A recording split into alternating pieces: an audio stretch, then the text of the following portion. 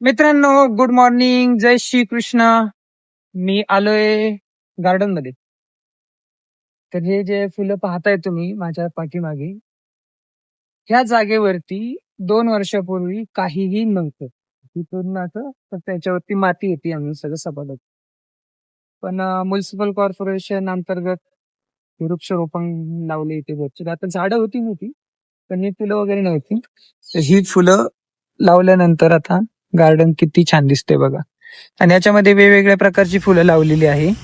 आता फुलांची नावं तर मला माहिती नाहीये, कारण मी रॅन्डमली बघितलेत काही फुलं. काही फुलांचे नाव आहे माहिती, काहींचे नाही. तर इथे सगळं आता इथे पण भरपूर लावली होती, पण काही जळून गेली. बट जे पण उरली आहे किंवा जे पण चांगली वाढली ती खूप छान फुली आहे बघा. एकदम मस्त पिवळी फुले. तिकडे व्हाईट फुलं आहे, इकडे रेड आहे. आणि काही झाडं अशी आहेत की त्या झाडांना खूप भारी भारी फुलं येतात. आता ते रेड कलरचं एक झाड आहे, त्याला पण भारी फुलं आलेली आहे. आणि इकडे पुढे सदाफुली आहेत, मोगऱ्याची पण झाडं आहेत पुढे जसं जसं जाईल. पण मोगरा आणि सदाफुलीची झाडांना फुलं लोक ठेवत नाही, कारण तोडून घेऊन जातात. बाप्पाला ठेवण्यासाठी सकाळी आरती वगैरे घरामध्ये चालू असते, तर त्यामुळे संध्याकाळच्या वेळेस जर गार्डनला तुम्ही आलेत ना, तर हे लाईट्स आहे ना चालू असतात. आणि इकडे संध्याकाळी खूप असलं बॉलिवूड मध्ये कसे बीच वगैरे दाखवतात, सीन असतात बॉलिवूड मध्ये भरपूर. तर ती इथे संध्याकाळी असं वाटतं नाही की इथे असे सीन असतात. सकाळी वॉकिंगसाठी खूप लोक येतात. हे गार्डन तसं वॉकिंगसाठी, बसण्यासाठी, स्टडी करण्यासाठी सगळ्या दृष्टीनं योग्य आहे. इथे दुपारच्या वेळेस लोक स्टडी करायला पण येतात.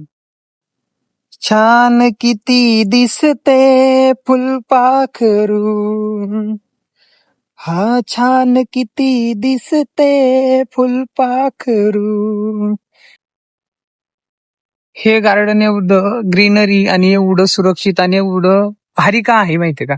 त्याचं रिझन आहे की ह्या गार्डनचा मेंटेनन्स डेली केला जातो, म्हणून हे गार्डन टिकून आहे आणि एवढं छान प्रकारे अजूनही हिरवगार आहे. अरे, या पक्ष्यांना टीटी म्हणतात ना? टीटी खूप दिवसांनी पाहायला मिळालं. टी टी ओरडतात ते हेच का? या जागेमध्ये ग्रीनरी का बरं नसेल सांगा बरं तुम्ही? कारण इथे ना ऊनच पडत नाही ना.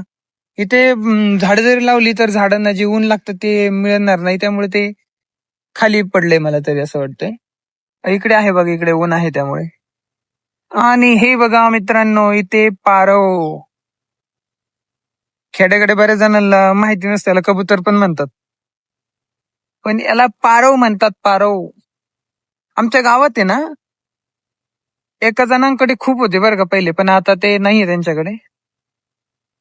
हे बघा, हे पारव इथं खायला टाकले त्यांना, त्यामुळे इकडे सगळे एकत्र झालीत. अरे बापरे, हे दादांनी लेग पीस टाकला कुत्र्याला. आईला किती प्रेम करतात राव नाव. मी आज सलून मध्ये जाऊन आलोय आणि न्यू हेअर कट वगैरे केलंय. म्हणजे दाढी मी ठेवत नाही जास्त, काढून टाकत असतो, कमी करत असतो. पण ह्यावेळेस मी दाढी ठेवली आणि कट लाईन मारली दाढीला. असली भारी दिसते ना, माझ्या चेहऱ्याला एकदम शोभते. तर बघूया, अशीच ठेवणार मी आता, कंटिन्यू मेंटेनन्स ठेवणार तिचा, कारण दाढीची मेंटेनन्स ठेवावं लागतं, तरच आहे ना अट्रॅक्टिव्ह दिसते. मला खळी पडली की काय गालावर? नाही काय? असं म्हणतात खळी त्यांनाच पडते जे खुश असतात. मी खुश तर आहे ना, मला पडायलाच पाहिजे खळी. मी आहे ना युट्यूब वरती तासून तास वेळ घालवतो हॉलिडेच्या दिवशी, ते फक्त आणि फक्त यश आणि शिवानी यांचे ब्लॉग पाहण्यातच. अरे, त्यांचे ब्लॉग एवढे इंटरेस्टिंग असतात. कपल चॅलेंजेस घेतात, त्यानंतर त्यांच्यामधली जी केमिस्ट्री आहे ना ती मला खूप आवडते राव. आणि मला असं वाटतं की माझं पण जर इन फ्युचर लग्न झालं तर असंच बॉन्डिंग व्हायला पाहिजे आपल्या बायकोसोबत, असं मला वाटतं. पण मला लग्नच करायचं नाही. असं हा मुद्दा बाजूला ठेवू आपण. पण मला असं वाटतं की नवरा बायकोचं नातं कसं असं होतं, यश आणि शिवानी सारखं असं मी सांगेल. कारण ते दोघं छोट्यातली छोटी आणि मोठ्यातली मोठी गोष्ट आहे ना, एकमेकाला विचारल्याशिवाय करतच नाही. आणि भाई सरप्राईज तर विचारूच नका. एकमेकांना कंटिन्यू सरप्राईज देत राहतात. सरप्राईज दिल्याने ना माणसाचं प्रेम वाढतं नाही का आपल्या पार्टनर बद्दल, असं मला वाटतं. म्हणून मला शिवानी आणि यशचे ब्लॉग खूप आवडतात. भारी. ए भाई, हे कॉम्बिनेशन किती छान झालंय हा.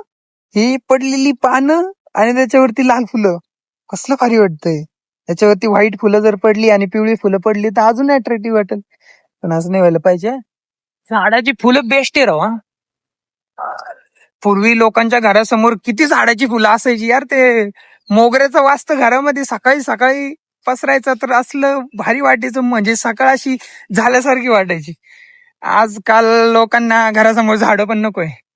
आंब्याचं झाड लावलंय. आंब्याच्या झाडाचं फळ कोण खाईल, पण लोकच खातील, दुसरं कोण खाणार.